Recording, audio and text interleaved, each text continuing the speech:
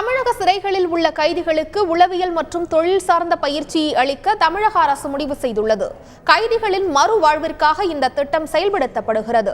முதற்கட்டமாக சென்னை பல்கலைக்கழகத்துடன் இணைந்து சென்னையில் உள்ள கைதிகளுக்கு பயிற்சி அளிக்க தமிழக அரசு 1 கோடி ரூபாய் நிதி உதவி அளித்திருக்கிறது. இதுகுறித்து சென்னை பல்கலைக்கழக துணைவேந்தர் தாண்டவனுடன் எமது செய்தியாளர் தங்கமணி நடத்திய பிரத்யேக உரையாடலை பார்ப்போம். சென்னை பல்கலைக்கழக துணைவேந்தர் திரு தாண்டவன் அவர்கள் நம்மிடையே இருக்கிறார்.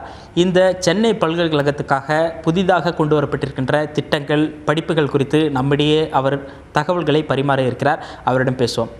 சார் வணக்கம். வணக்கம். இப்போ சென்னை பல்கலைக்கழகத்தில் இப்போ புதிதாக இந்த 2015ஆம் ஆண்டில் கொண்டு வரப்பட்டிருக்கின்ற புதிய திட்டங்கள் என்ன, மாணவர்களுக்கு அது மூலமாக என்ன மாதிரியான பயன் இருக்க போது, அதை பற்றி சொல்லுங்கள். நன்றி.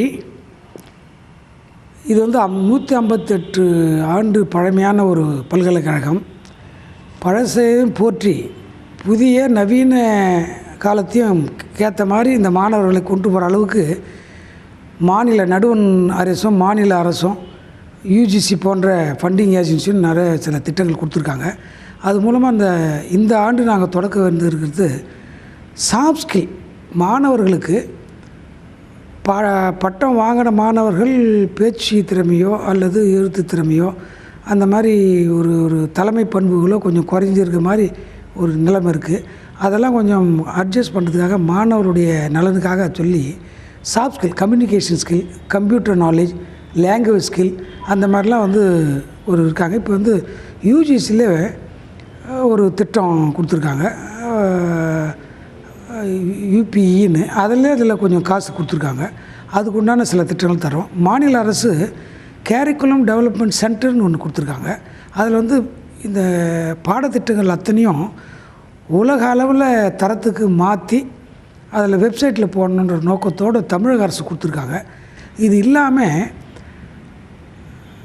இந்த சென்னை சென்ட்ரல் பிரிசனில் இருக்கக்கூடியவங்களுக்கு மறுவாழ்வு திட்டத்துக்காக தமிழக அரசு 1 கோடி ரூபா கொடுத்துருக்கு. அங்கே இருக்கக்கூடிய கைதிகளுக்கு சமுதாயத்தில் மற்றவங்கள மாதிரி அவங்களும் திருந்தி நல்லபடியாக வாழணும், அதுக்கேற்ற மாதிரி அவங்களுக்கு ஒரு லைஃப் ஸ்கில் தரணும். அதுக்கு 1 கோடி ரூபா கொடுத்துருக்காங்க. இங்கே சைக்காலஜி டிபார்ட்மெண்ட்டில் கொடுத்து சைக்காலஜி டிபார்ட்மெண்ட்டும் போலீஸ் டிபார்ட்மெண்ட்டும் சிறைத்துறையும் சேர்ந்து அதை இப்போ தான் ஆரம்பிச்சிருக்கோம். அது கொஞ்சம் ஒரு நல்ல ஒரு சமுதாய கண்ணத்தோடு இருக்கக்கூடிய ஒரு திட்டமாக இருக்கும்.